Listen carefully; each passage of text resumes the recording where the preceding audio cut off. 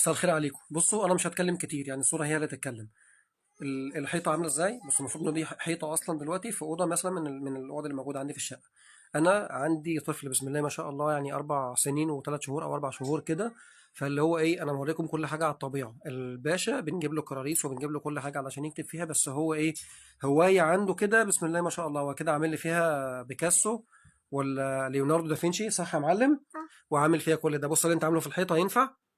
اللي انت عامله في الحيطه ده ينفع؟ اه. تعالى بقى كده نوري الناس انت عامل ايه في الازاز، عشان خاطر ايه، نشوف نوريهم المصايب اللي انت عاملها. تمام. ادي الحيطه واللي بيعملوا فيها. تمام. ادي هو الازاز بتاع السفره زي ما انتم شايفين. اهي الفازه البيضه دي كانت موجوده فوق على نيش وهو بيلعب الكوره. اه، الكوره اللي هي فوق دي المفروض. مهم. وقع دي على الازاز وعمل فيها زي ما انتم شايفين كده بسم الله ما شاء الله. فاللي هو ايه، يعني تعالوا برضو كملوا معايا كده الناحيه التانيه في الصالون. بصوا عامل ازاي.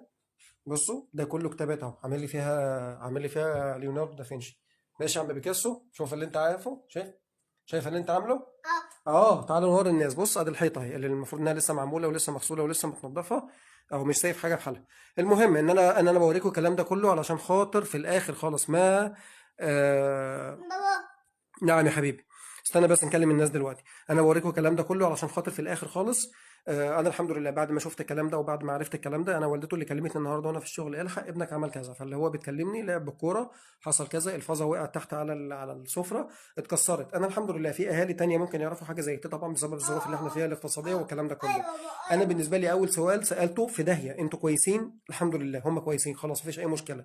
ده طفل 4 سنين وكام شهر، انا ما اقدرش الومه. وبعدين هو ما كانش قاصد حاجه زي كده، الولد كان بيلعب بالكوره، شاط جت في الفازه زي ما انتم عارفين وقلت لكم من شويه، وقعت على الازاز بتاع السفره كسرها. طالما هم كويسين والحمد لله وسلام 100% مفيش اي مشكله. في داهيه، في داهيه.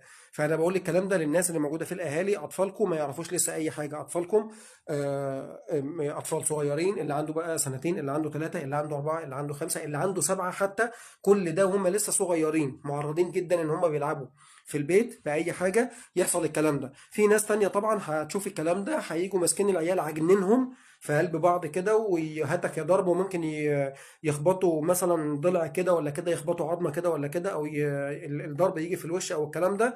ويبقى يعني العواقب هتبقى وخيمه، مش هيبقى بس مجرد ازاز اتكسر او حاجه اتقطعت او حاجه باظت او الكلام ده. كل الحاجات اللي هي التانية اللي ممكن تتعوض دي بالفلوس او يتعمل غيرها بالفلوس في داهيه. مفيش اي مشكله قصاد انه اولادنا كويسين، انه اطفالنا كويسين الحمد لله، ما لحقش بيهم اي اذى، ما اصابهمش اي اذى، ما فيش اي مشكله. تمام. فاللي هو انا الحمد لله تقبلت الكلام جدا بصدر رحب، لان انا كنت نفسي صغير وكنت طفل وكنت بعمل بلاوي اكتر من كده وكنت بعمل مصايب وكوارث اكتر من كده. فاللي هو انا بقى يعني ابني ملوش اي ذنب، هو بس كان بيلعب بالكوره وحصل اللي حصل، يعني هو مش قاصد. انا بقى وانا صغير قده كده ويمكن اصغر منه كمان في السن واكبر منه كمان شويه، انا كنت بشوف المشاكل فين والمصايب فين واروح اعملها.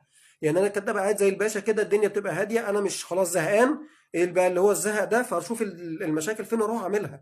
الا اشوف اي حاجه انا زهقان. تمام. فمعلش الرساله دي موجهه لكل واحد فيكم موجود عنده طفل او طفله في البيت 3 سنين او 4 سنين او حتى 5 سنين لسه ما يعرفش اي حاجه.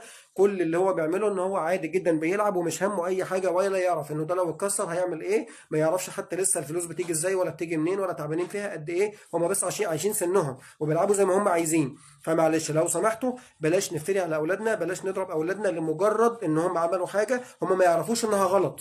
شكرا. سلام عليكم.